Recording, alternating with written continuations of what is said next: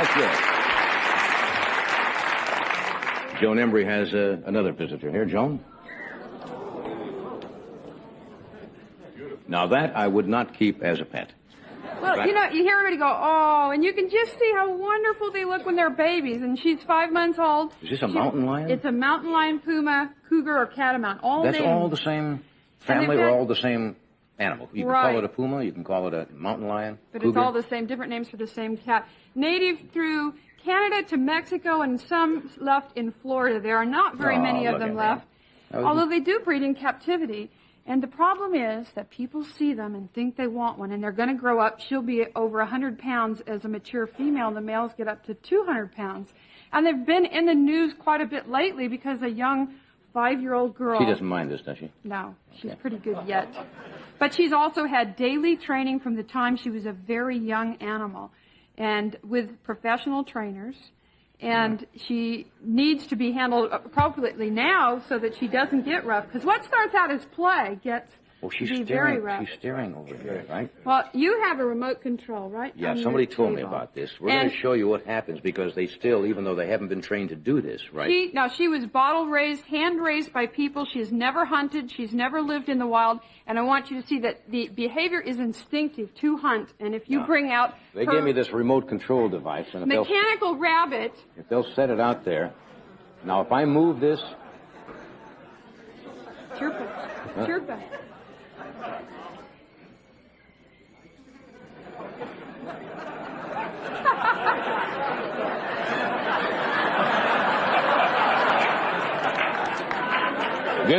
This one's a killer.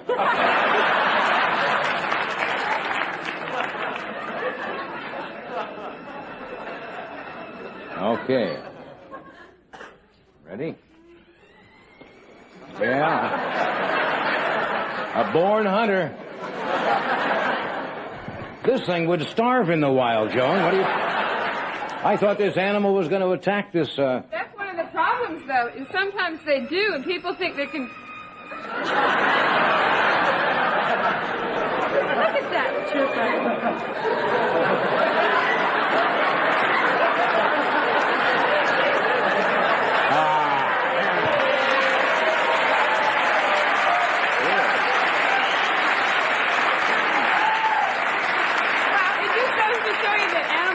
I had to drive the prey right under her legs for her. Well, she hasn't done this before. What do you expect, folks? I'll try. That they are unpredictable. You never know what they're going to do. She's trying to mate with it. She's not... No? Oh. Yeah, now. Yeah.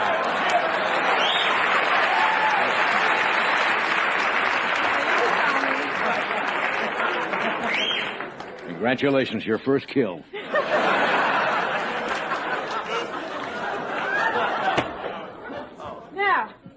Okay, one of the problems with them is that basically the instinct... They're also not used to seeing an animal on wheels either, I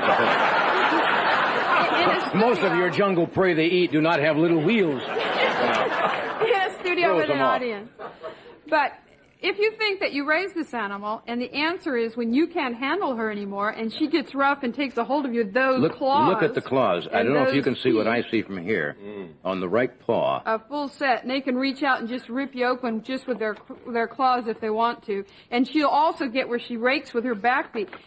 You know, if you think the answer is just to turn it out into the wild, well, that really isn't the case because they don't always adapt back to a wild environment. Some people remove the claws to make them safe, and then they can never be a cougar. They can never be introduced with other cougars. It's a beautiful animal. Okay, we're going to take another break. We're going to come back. Then we have a rather large snake. Found in the backyard of San Fernando Valley. You what? It was loose.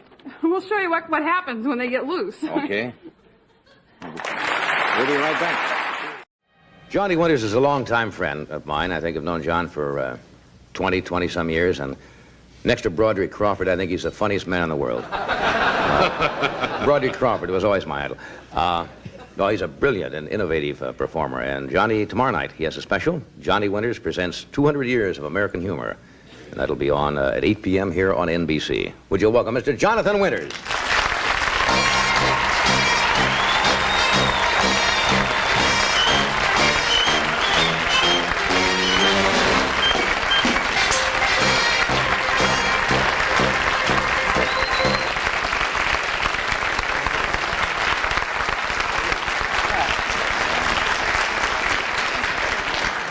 Actually, they've changed the carpeting. Yes. Yeah. Yeah, I fresh. think, haven't they? Isn't it fresh? No, we freshened up the set. a These little are bit. patches from everywhere.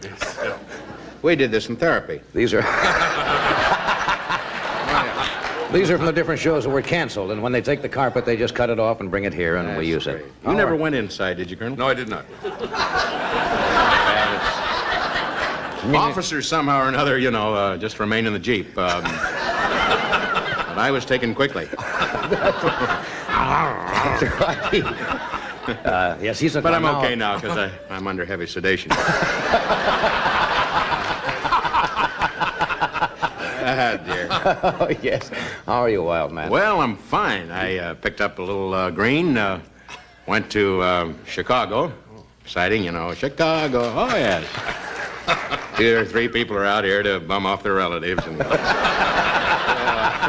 Come on, still here from Christmas. I've got a few, that sneak in every once in a while. But no, I went in to do a job. As a matter of fact, talking about carpeting, it was for some carpeting unit. I've spent the money now, so there's no sense in giving them full credit. But it was fun. I saw an old friend of mine, Jack McGuire. He and I used to have some fun times and have a little gasoline, and drink some shaving lotion and stuff. So we talked about old times. Your name came up the other night. We were with some people, and who were admirers of yours, and I was telling them about the days, 15, 20 years ago, when we would do strange things together. Oh, yeah, hide in the bushes. And Remember some of those? Sure. I remember most of them. And there are a lot of them I don't, of course. I remember one time, some highway, a major highway. Had concrete on it and everything. Had Yes. concrete and everything. And I was sitting like this in the snow. And State Highway Patrolman came up and he said, can I help you? And I said, yes, you can. I've been meditating over whether this vodka's gone or still there. So he took me in for a little observation. I was frozen harder than a cart. Yeah, I remember all that night, the officer and I, he was very nice to me. We sat in his car because he didn't have a very good battery, and so he was kept, and I made fun of that, because. You ever miss those days? Those, kind of silly, nutty. No, I don't, because I tell you, I like it better the way I am now. Right. Because when I see something in the zoo, I recognize it, and... You say that's a bear. Right. Yeah. There's a lion. And,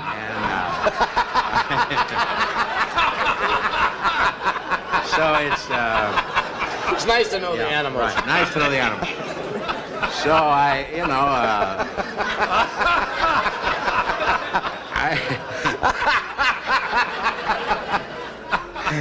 But there were times when, naturally I had some fun, Oh, yes. Sure, I have all that stuff in my house, for my friends. I have people like yourselves that come over that they've hurt their leg or something. And want a little touch.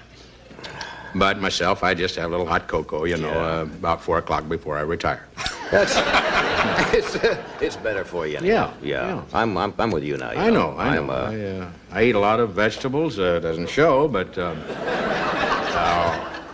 big on lettuce. Lettuce. Oh yeah. I have a thing about rabbits. I love them, and they're active creatures, and if that's what they eat, that's what I eat.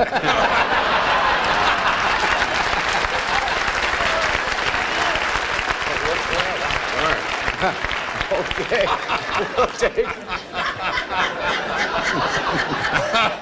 We'll take a break and be right back. Now, my next guest is a very talented actor and comedian. You've seen Marty in television in both Second City TV, NBC's Saturday Night Live. His movies include Three Amigos and Inner Space. This is his first time on The Tonight Show with us. Would you welcome Martin Short? Thank you. Well, Humble little set here. oh, thank you. And what a pleasure to meet you. Thank you. Thank you. You were wonderful. That was great. You know, I am so excited to be here, and I brought you a little gift. I brought you a bottle of champagne, but if... But if you could do Betty and I a favor, maybe drink it on the way home. Yes, I will. And you won't want to go with me either, will you, in the car? Yeah. No, I'll run along. The people who just joined us are not going to know what we're talking about. Refer back to the early part of the show and figure it out, because it may be bleeped. Anyway, Yeah. good to see you. Good to see you. You had the nerve to come out and do her right away, huh? I know. Well, I'm a tremendous fan of this young lady's here. And, of course, Ed, I've worked with... You're probably thinking, which Star Search was that? But,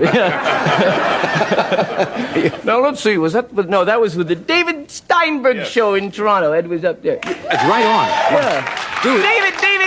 David Eddy's show. You know, John, what's amazing to me about having Ed, we wanted to have Doc. Oh, we didn't have Doc and John, but to me, John. Oh, that's right. One of these days, David's gonna. That's right on. One of these days.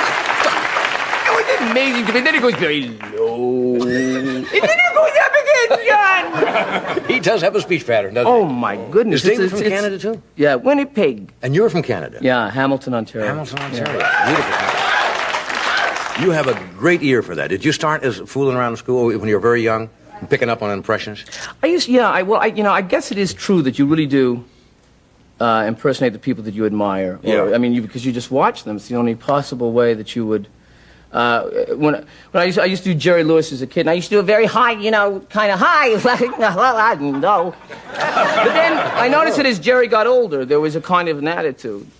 And I found that it was easier if you did him, if you imagined that you were sucking on a lozenge. I don't know why. It's not that he does a lozenge. But it's like, so if you just have an imaginary lozenge and you go, yeah, John, how are you doing? It's good to see. Betty! Hello! The hell out! Wow! But they know me! Why? Then, What was... And of course, Carson happened I did on Saturday Night Live. Yes. That's good. But I love that. I did it as Nelson happened. Nelson. we did a piece called Lifestyles of the Relatives of the Rich and Famous. And They'll get to that soon. Yeah. And I played Catherine's third maternal cousin. Right. Nelson happened worked as a hot dog vendor in Central Park. And I would work there every day except Sundays. He'd say, Sundays are mine. They always were.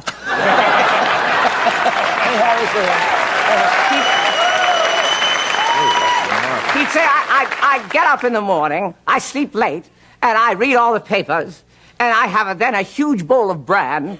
The next few hours I'm indisposed, and I phone friends. Did you ever... It is flattering generally Yeah. to be mimicked, or impersonated. Yeah. Do you ever hear from anybody that you do who maybe...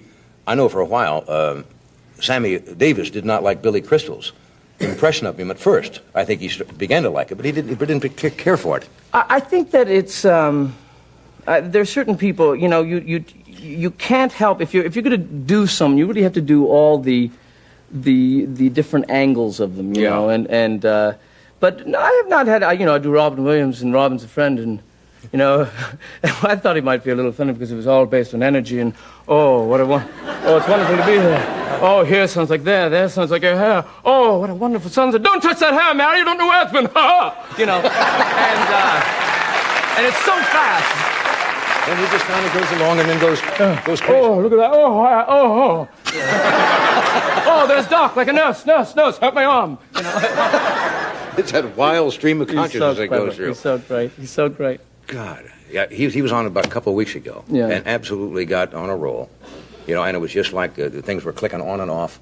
And I don't think he knew half the time what he was going to do when he got up. It started and then just would... Yeah. Well, sometimes you... when I once met Richard Burton, and Burton was a huge idol to me, and I was very nervous. He was doing Camelot, and I had a tendency to always be tongue-tied, a goofball, basically, when I would meet celebrities that I admired, and so I decided that I was really going to be intelligent and plan what I was going to say. And I went backstage after Camelot, and I said, Mr. Burton, I just want to say to you that you are an enormous presence on the stage. And not for 1 second did I feel that I was watching a movie star. I felt I was watching King Arthur. And I thought he would then say, thank you, and move on to the next person. But he didn't. He talked to me like a real person. He said, but did you not find the reverb was somewhat distracting? Did it not bother you? Was booming off the back speaker? Did it not bother you at all? And I said to him, thank you. Yeah, that was it. That's all you'd planned, right? And then he looked at me and said, and who are you? Been quiet, yes. Never looked back. Oh, that's funny. It's difficult. Have you ever tried to get somebody you can't quite nail? There are elusive people. Robin is not easy. I mean, because his voice is not easy, you know, it's an attitude more than it is the voice. Some people, I mean, you would be impossible to me. Rich Little does you, and it's amazing. Yeah, I don't know whether it's particularly good or not. I tried to do Paul Simon once, and it was just, he was like, I sure like playing in Africa. It sounded like Doug Henning. You know, oh, the power of illusion. You know, it was, and then I do... Doug Henning? Yeah. Is there a big call for that? What happened? Magic is illusion. And an illusion, it can be magical.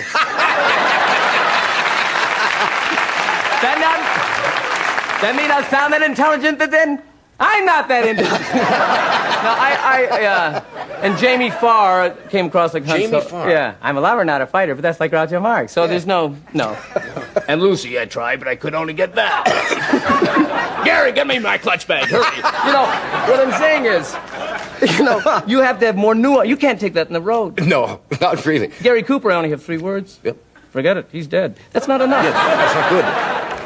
I have been walking on ball fields for 16 years. Remember that great speech? Yes, no, that's Yeah, that was my favorite speech. I only have 3 words. Who was the character you decided? It was Ed Grimley? Yeah. What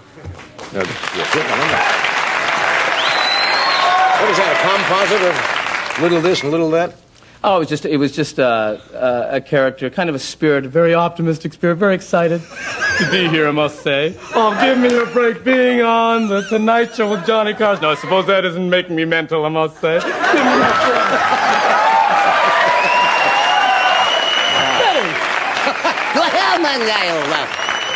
If I had known you were here, you're so decent. I suppose your movies aren't the best in the world. Give me a break. Pleasure to meet you. Hi, Ed. Talk to Victoria. She's living with me now. Oh, you're doing Rickles now. Yeah. Slide right Oh, into I that. have no real... Oh, no. I'll just do anybody. Who haven't we covered? You're working on anything? Anybody? Let's see. Do you do me? Do I do you? Yes. Well, I mean, you aren't that easy to do. Then we'll skip it. I just wanted to know. Yeah, okay.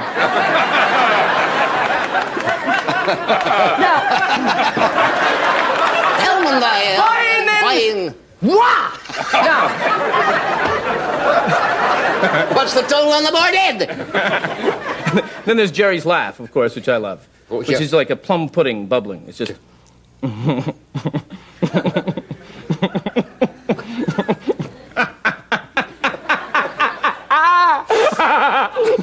Oh, lozenge. Oh, hell no. I'll put it there. Now, when you do, you've got children, right? Yes. When they see their father acting like this, does that disturb them? Do they understand? No, I'm trying to... This is what you do for a No, living? I'm teaching my comedy children. What did I say? You're teaching your children comedy, Yeah. or your comedy children. Both those things. That's what I do. Hey-oh. And then Wast. No, I'm trying to create a comedy dynasty, which wouldn't and then Feinland. File. No, I'm teaching a comedy dynasty. Not since the Winds have we had, and barely there. But I'm teaching my daughter. I've taught her that for example, when she falls down, she must wait for her laughs. She can't just get up. You know. Of course. And I've taught her how to do win an Oscar. I've taught her with a Barbie doll. Truthfully, she just holds the Barbie doll, and I've taught her to go, "Oh, baby." Now I don't know if that's. I don't know. It might play. Who knows? It won't. We'll be back in Oh, just a moment, I'll... after this. Talman thing.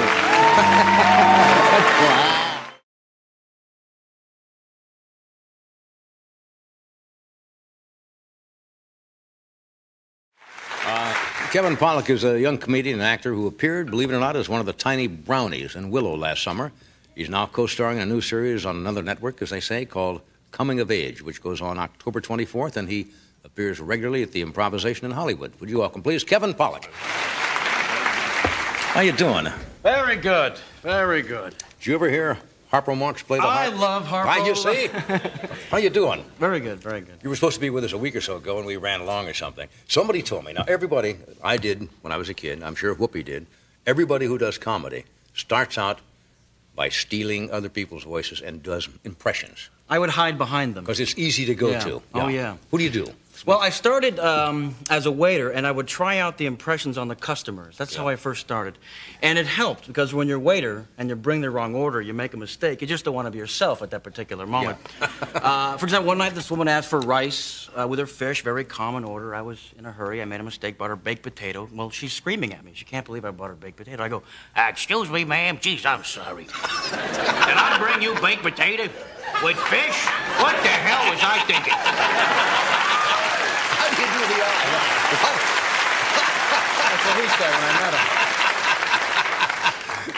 him. Even the eye goes. Yeah. And you start to develop certain lines. If they say, waiter, can we have our check, please? And I go, okie doke.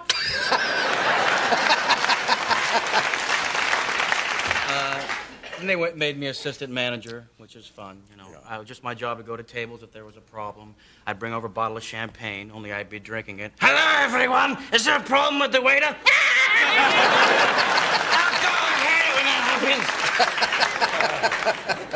happens. What kind of reaction did you get from this? Oh, they liked it. They liked it. And then, well, a lot of support in San Francisco, where I'm from. Yeah. I was just back there doing a show, and everyone was very excited from the family, very supportive. My mom, though, was obsessed that Humphrey, the humpback whale, had come back, resurfaced. Remember, he got stuck in the Sacramento River. He's supposed to come back this year. We did, yeah. And I kept thinking, where's William Shatner? You know, whale in trouble. You bring in Bill Shatner. Humphrey, listen to me. Time and space. You're taking up valuable time and space.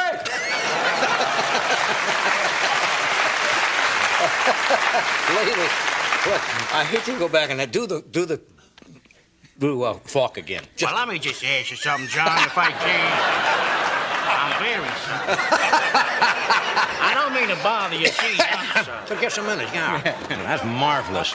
That's marvelous. You got a good ear. Where are you from originally? San Francisco. San Francisco, Yeah. home. And it's. Did you ever work on the streets up there or just in clubs? Oh no, just the club. Yeah, because all the performers start out on the streets. With the show now, I got to write an episode, so I'm very excited about that. Because my mentors really were Albert Brooks and Woody Allen growing up, watching them. As a matter of fact, John, let me just say, I'm not comfortable. I don't think it's just me, okay? I think it's the suit. You have your own clothing, the Johnny Carson line, very nice. This is the Danny DeVito collection, okay? Nobody's ever done Albert Brooks before. Right. And I finally met him, and this is the day he got the nomination for Broadcast News. Right. And I came in and I said, listen, Albert, congratulations. He knew that I did an impression of him. I said, congratulations on the nomination. Obviously, no one could be more thrilled for your success than I am.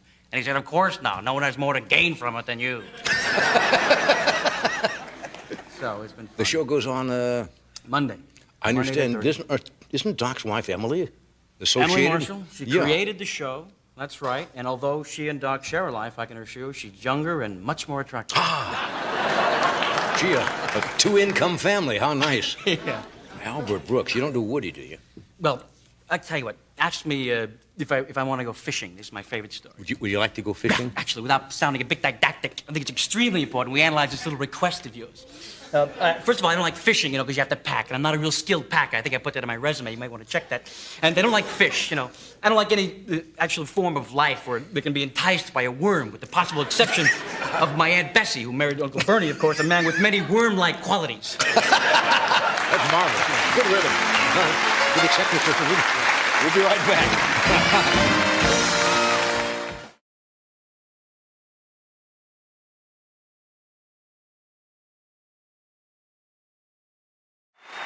Okay. Fig Newton, whiter than a mile. Fig Newton. If you are looking at these lovely flowers, I think these are sent, as they are every year, by the Puyallup Daffodil Festival in Puyallup, Washington. But I've never seen them. These are multicolored, two colors. That's unusual. Yeah, usually they're just completely yellow. Are this? Anybody know anything about flowers?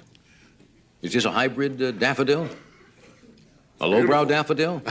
Are these factory seconds? What are these? Are they? They're beautiful. Anyway, we thank the colors. Puyallup, I believe it's pronounced, right? Yes, it is. Anybody know for sure? Puyallup, Washington. We thank them. Make sure. Puyallup. What'd they say? Puyallup. Oh, Puyallup. Puyallup. Puyallup. Okay. Puyallup is close. My next guest will know the correct pronunciation of this. Robin Williams is not only a very funny gentleman, he's a very good actor. And he has a new movie coming out this Friday called Moscow on the Hudson. And he's gotten some very good reviews. Would you welcome, please, Robin Williams? You're flashing the band trick. Come on home. You are healed. Yes. Yes. Some of the evangelists are so hard up now they're healing appliances. Bring forward the blender. Oh, you can't make julienne fries. Say Pope heal and come on home, Mama. Pope heal. Yeah. Say frappe for no reason. Where else?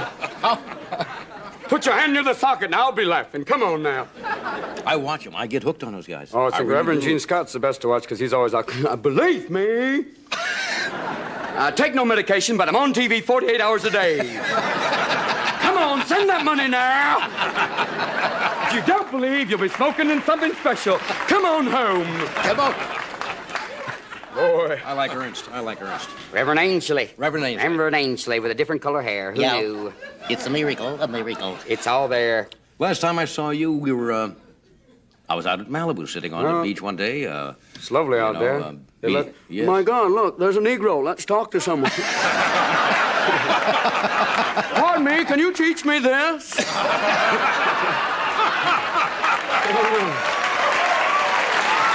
It's incredible. Yeah, beat it. So anyway, I looked over and lo and behold, I was out there. there were you playing good father on the beach Yes, with my son. with your infant. Out there playing with the baby. Yeah. You don't hang out much at the beach, though. It's the first time I ever saw you. It was nice, though. It was nice to see a few of the houses left. Yes, after last The nice thing about living at the beach, at any moment, you can have a mobile home. Look, there goes Bob and Ted. We rent as a houseboat in the summer, actually. Oh, yeah. Hook onto it. You're looking good. Thank you, sir. This is a lovely suit for the Marquis de Suede. Whether you're having a meeting or simply tying yourself up. I don't know. This is, you pick out... Pick out my clothes? No, Yes. someone just goes, Here, buy this. Take a chance. I don't know. Put some pads in it, maybe. Look, lovely from Quasimodo. Sanctuary jeans. I don't know. Look at these flowers, my God. Oh, no. Someone at Forest Lawn's going, where are the flowers?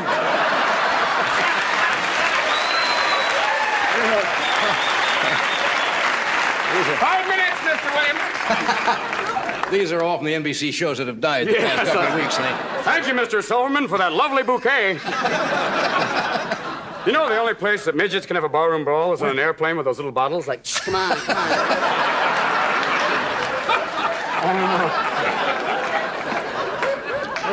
Well, it's nice to see you haven't lost your sense of propriety. Yes, my sense of decency. God bless us all. Yes, I thought now that you were a legitimate actor, Well, you would yes. come out like John Houseman, you In know. the theatre, Yes, my the man, theatre. Mr. J. Yes. God bless him. Real burgers. There's no meat anywhere near it.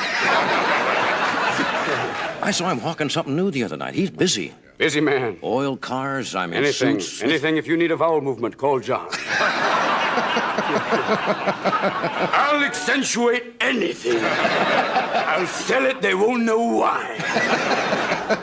Oh, God. The primaries today. It's going to be... Today, yeah, are you hip current on politics? Not really. I just, I'm watching the primaries. It's incredible that where's the beef was the main situation. That maybe they have the next phrase would be speak softly and carry a big bun. You never know. Yeah.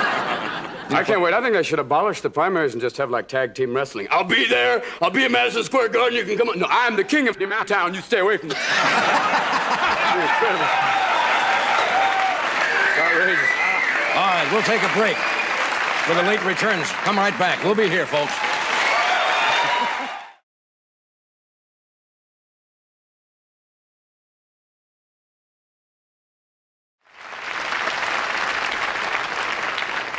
We're talking with former Governor Reagan, and during the break we were discussing, when I mentioned that I thought most people were not apathetic, I think they're confused, basically, because you hear intelligent people from both political parties or in the middle, conservatives and liberals, and they all seem to have different answers as to what is going wrong in the country. Some people say, well, let's let the government spend billions of dollars, and then other people say, no more federal spending.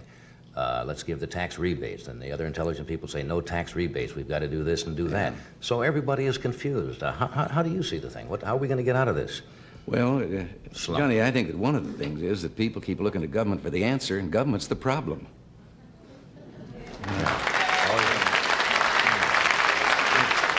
A moment ago, you asked, about people and feeling not only confused, but low and down in America. First of all, the American people, if they would just take a little inventory and look around, you triple our troubles, and we're better off than any other people on earth. And we've asked so much of government, and we've gotten in the habit over the last 40 years of thinking that government has the answers. There's very little that government can do as efficiently and as economically as the people can do themselves. And if government would shut the doors and sneak away for about 3 weeks, we'd never miss them. Now, if the people want to be Anybody you had in mind particularly? No, I said this while I was in government. Okay. Our biggest problem is that we have built a permanent structure of government, federal, state, and local. The permanent employees, and they've come to the place that they actually determine policy in this country more than does the Congress of the United States. Mm-hmm. There are 14.5 million public employees in the United States. That's quite a voting bloc. And the bureaus and agencies, now in Washington, I heard you talking earlier about some of the research programs. Mm-hmm. Well, there was a senator the other day, and he took up some pages of the congressional record. He was doing the same thing you were, listing all these crazy research programs and how much they were costing, and wound up his speech by introducing his own. He wants a study and a research of transcendental meditation. So, there's a state senator in Michigan, and he just found out the other day they got a $93,000 study on whether chitlins are bad for you. And he said that as a fourth-generation chitlin eater, he figured that he could tell you how for 93 cents you could find out the answer to that. No, we laugh at those things, but they do happen, I guess. Oh, listen, you had some beauties and there's some others. What would you say if I told you about a study in which this was called the demography of happiness? And in this study, the government found out that young people are happier than old people. And they found out that people that earn more are happier than people that earn less. And they found out that well people are happier than sick people. That's good. Well, I'm glad this to was know that. $249,000 to find out it's better to be rich, young, and healthy than old, poor, and sick.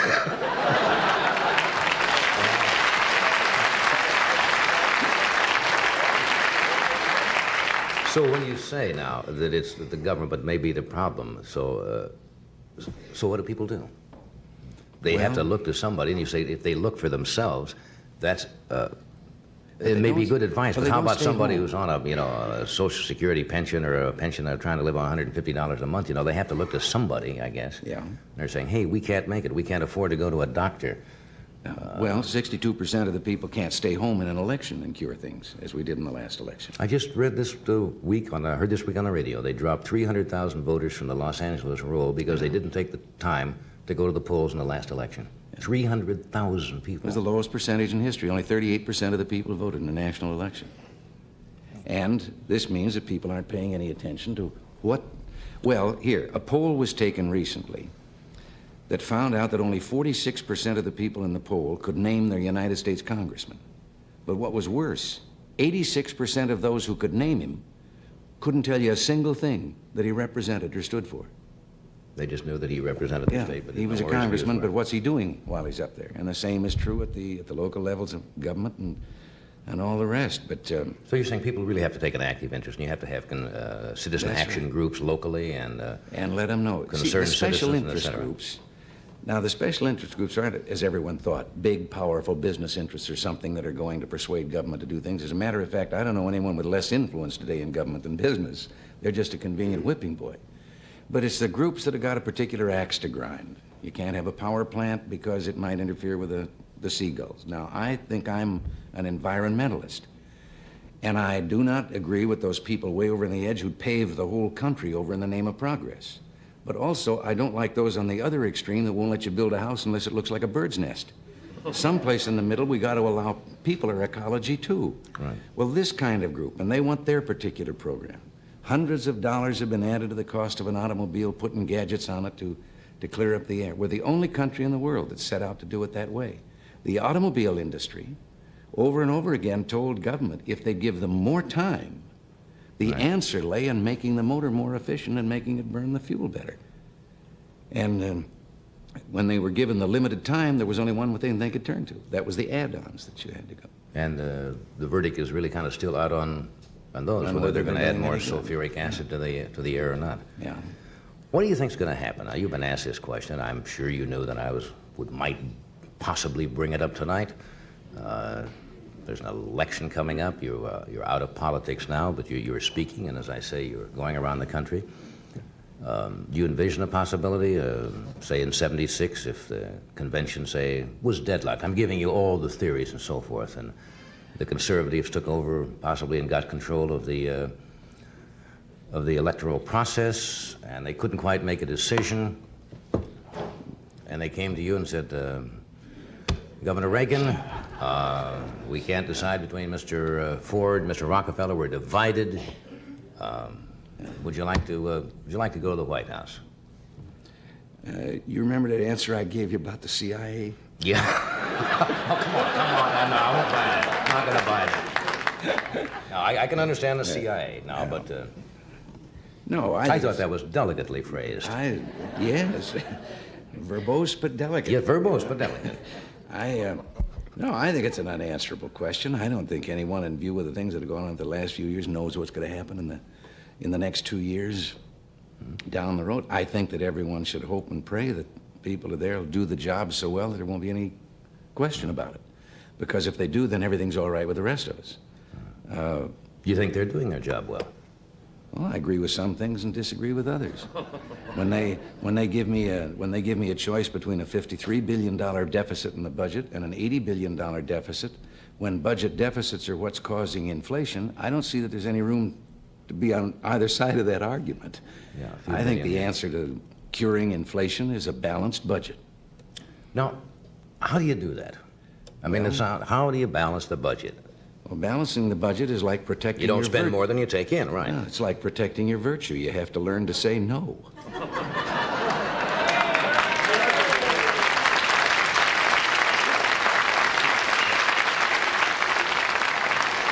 There's got to be another way. What's the second option? Well, no, there's some ways that this could be brought about. First of all, that limitation. Here's another one.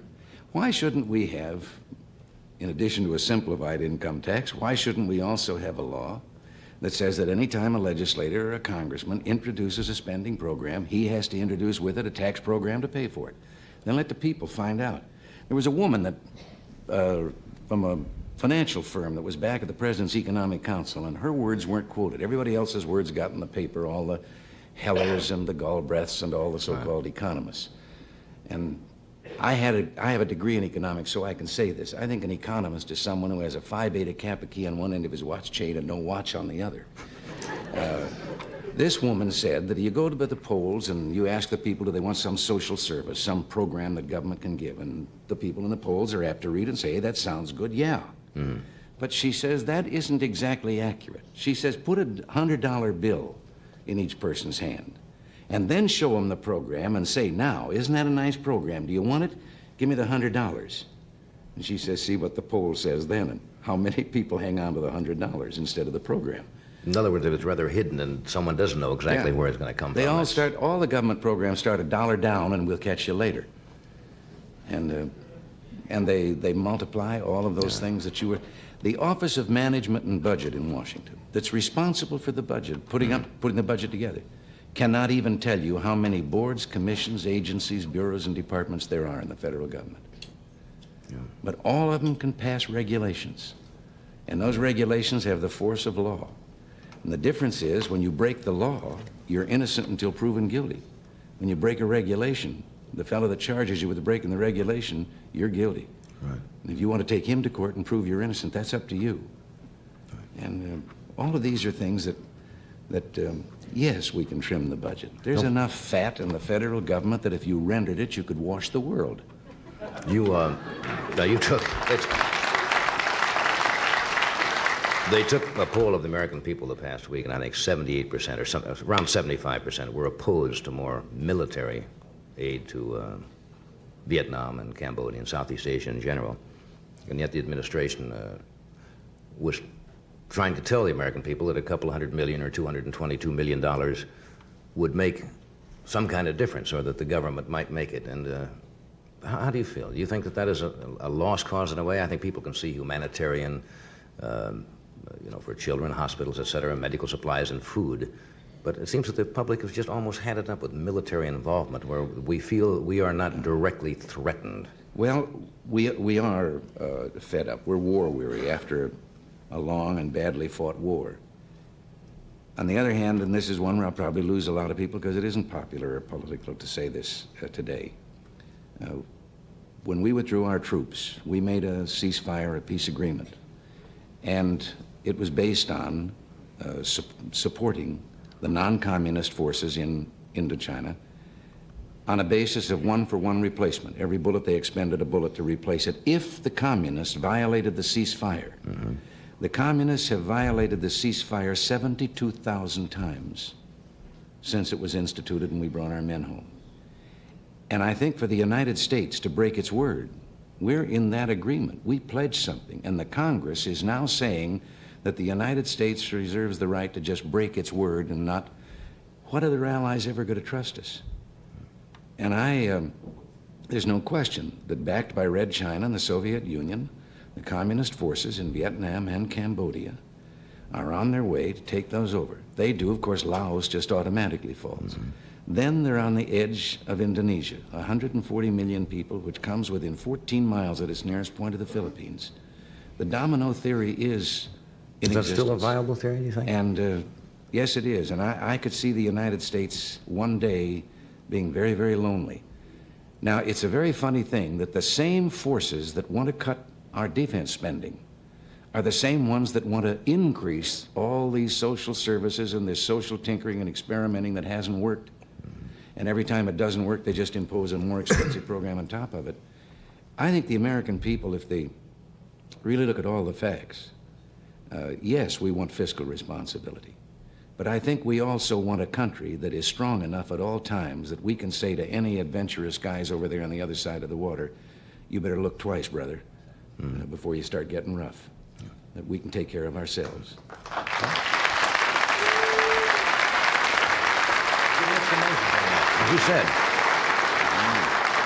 As you said, even before you made the statement, that would probably get mixed reaction from an And audience. I can understand that. People are, and it's hard to understand how maybe your interest is involved 10,000 miles away.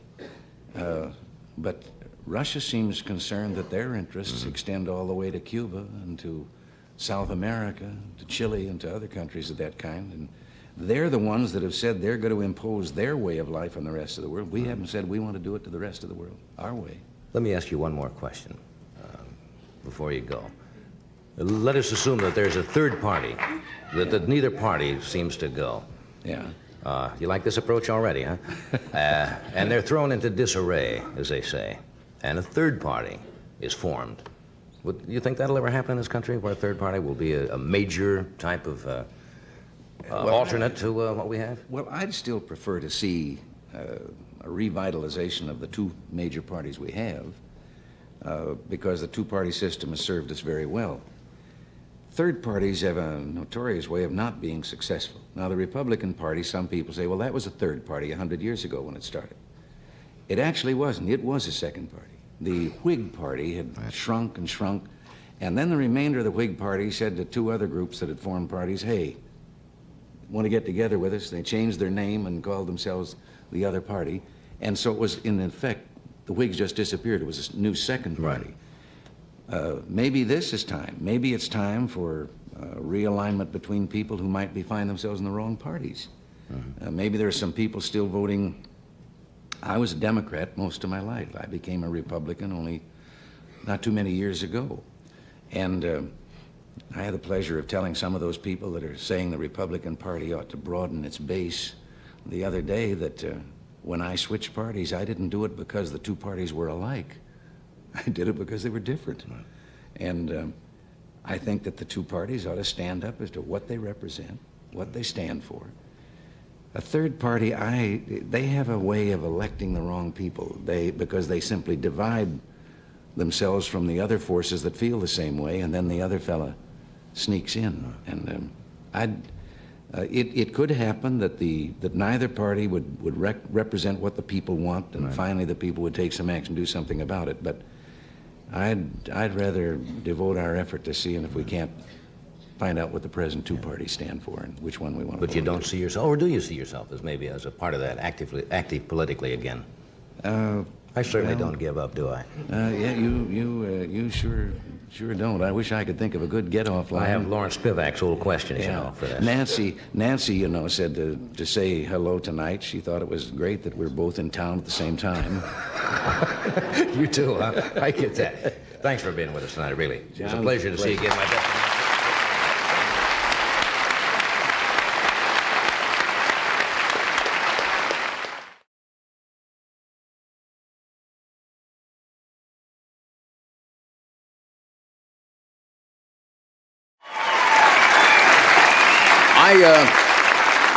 I first met Jonathan Winters about 1953 or 54. Jack Parr at that time, believe it or not, was doing a show early in the morning on CBS. And I went in to fill in for him once, and they said, you have a fellow called Jonathan Winters on today. And he came on, and I thought then he was the most inventive, off-the-wall comedians I have ever seen, and I still think that. He's just finished a movie called Moon Over Parador with Richard Dreyfuss. He's written a book called Winter's Tales, Stories and Observations for the Unusual. Would you welcome Jonathan Winters?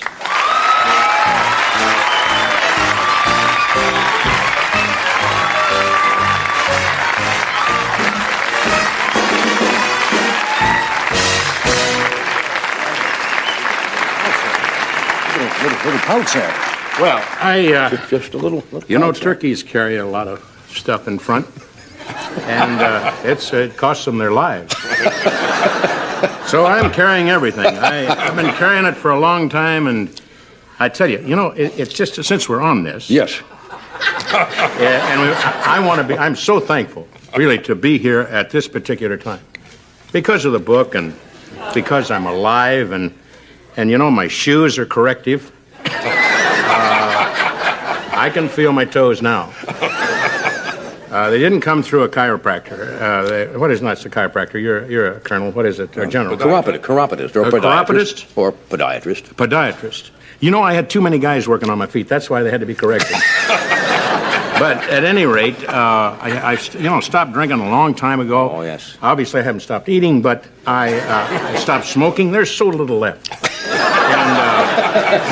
And that's out. And the feet are out. And that's out. That's a memory, too. That's a memory, you know? Yeah. It falls off, and it's gone away. It flies away. Does it bother you getting older? No, it doesn't bother me. I'm 62 now, John. What was it you said one night? You were on the final glide pad. Yeah. It's the fourth quarter. Yeah. For those people who are doing a lot of this, get ready. You can't take that can through. Doesn't happen. My stepfather once said to me, if you make 60, you are definitely in the fourth quarter. Definitely. Might be OT. Mm-hmm. You come from a family of... A small family. I was the only child. I'm glad. I got everything there was to get. No rivalry? Not a lot either. No rivalry. No, I fought an attorney, killed him on the spot. He said, you get the kitchen knives. Good. You'll do time for this, and then it was gone. Anyway, want to talk about this? Sure. I mean, it's called... Get off of kitchen knives. You got it. This was a book, took me 5 years. 5 years? Yeah. A little slow. Well, you have a word processor? No, I don't have a word processor. See, that's modern now. If you were a kid now, you'd have a word processor. This is all I got. Yeah. And that's all Lincoln wrote with, you know. I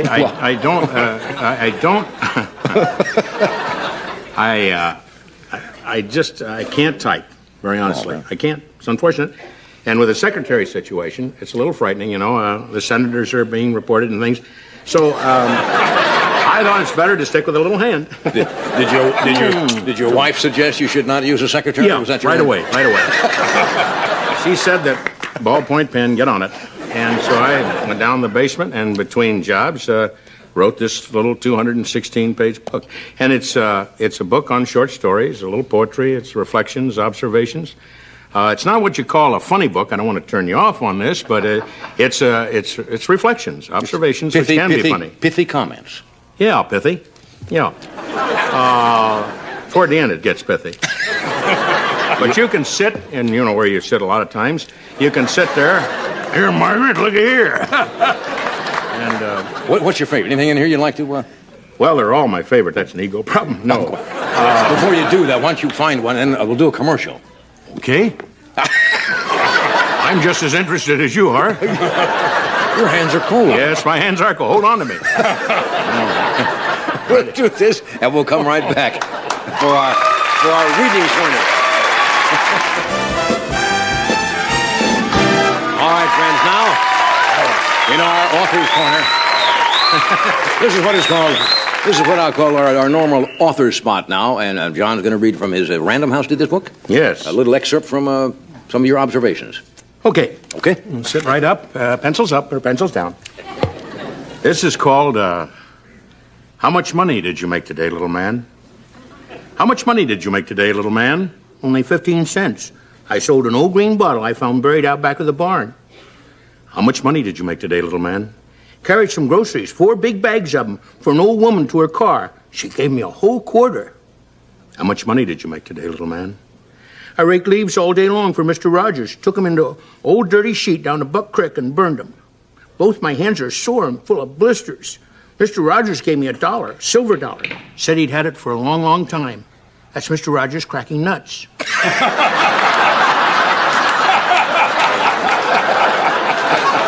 Either that or the fireplace is on fire. How much money did you make today, little man? I washed Grandpa's pickup and then waxed it. Made it look almost new. Grandpa gave me 75 cents and a picture of him in uniform when he was in World War I. How much money did you make today, little man? I shoveled snow all day Saturday and most of Sunday. Would have made a bunch of money, but the handle broke as it was. Almost made $2. How much money did you make today, little man? I didn't make a cent today. Hard to believe, ain't it? I've been hustling ever since I was born. But today I found something better than money. Something I've been looking for a long, long time. Ever since my dad died. No, it ain't money. I found a friend. A real friend. Somebody that don't care whether I got money or not. Last thing she said to me today was, I don't care how much you made today.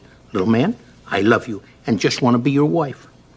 It's not to say she doesn't love me. I'm sure she does. And I love her. But we're only kids. I'll bet you anything, when I grow up and do marry her, first thing she's going to say is, how much money did you make today? That's right. That's nice piece. Ooh. Yeah.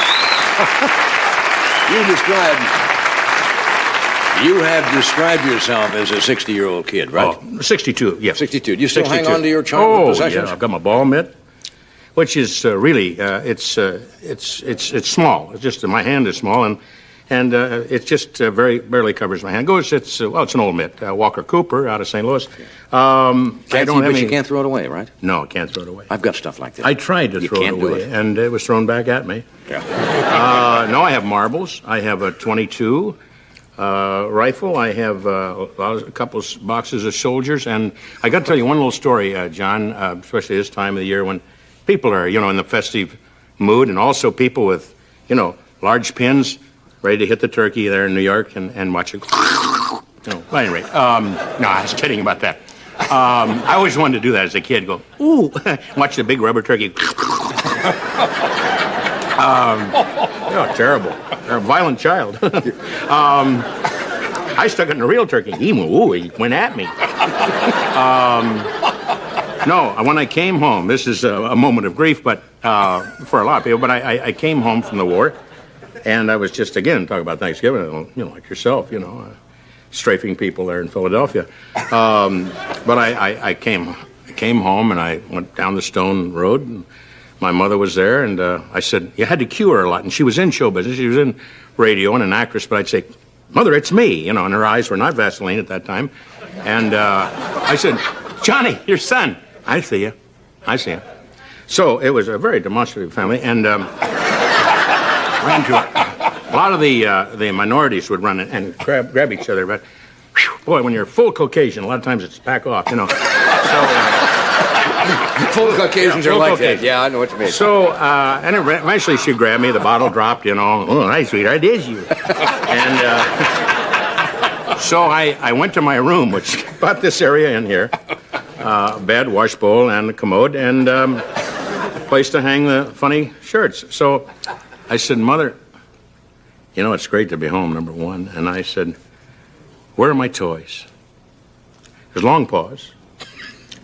She said, you're 20 years old, dummy. And very sensitive at that time, too. I mean, if you said that had been said to me in the service, and of course, grenade. So I didn't have any grenades, or she'd have been history. So I said, Carol, say about your mom.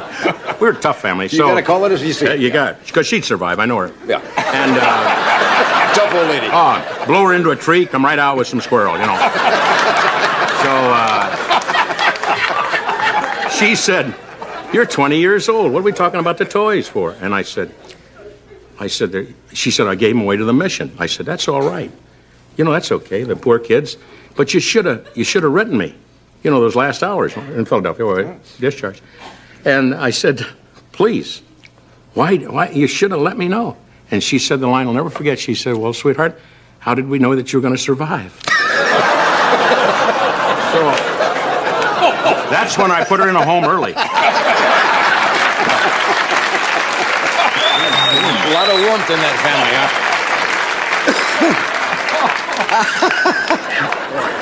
Parents are funny.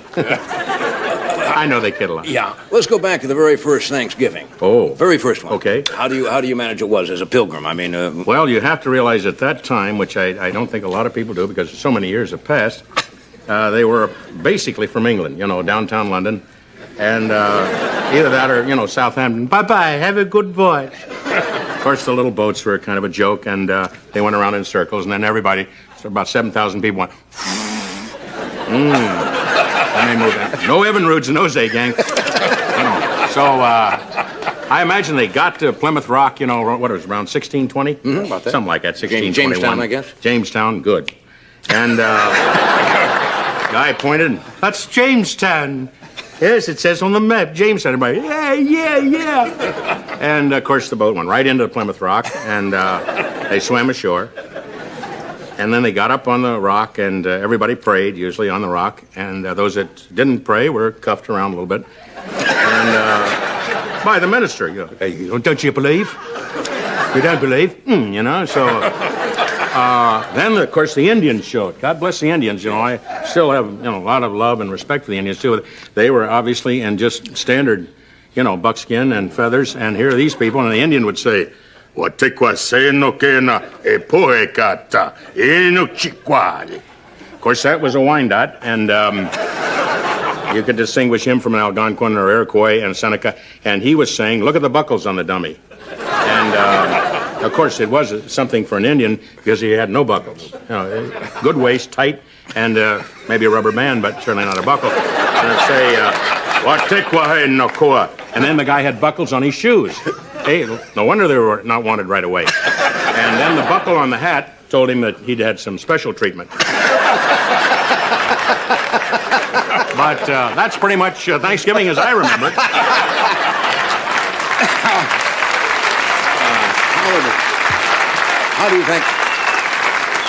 How do you think the farmer Elwood P. Suggins would feel about Thanksgiving? You know, does he raise turkeys, Mr. Suggins? I raised turkeys. In the beginning, we raised turkeys back in the late 30s. We had about 600 of them, and I thought it was early snow, but it was just white turkey. And we just went out there with full shot, about 12 shot, opened up and got a lot of them, and then I had heavy grief over that. And I had heavy grief that I'd kill them birds. So today, we just wait for a Cadillac to come through town. And if they cross the road, the Cadillac belongs to the Cadillac. And I picked one out just for Sunday, right out of the grill. Bird head just like this, you know, had the design on it and everything. But we've taken to eating some small animals. I don't want to go into that.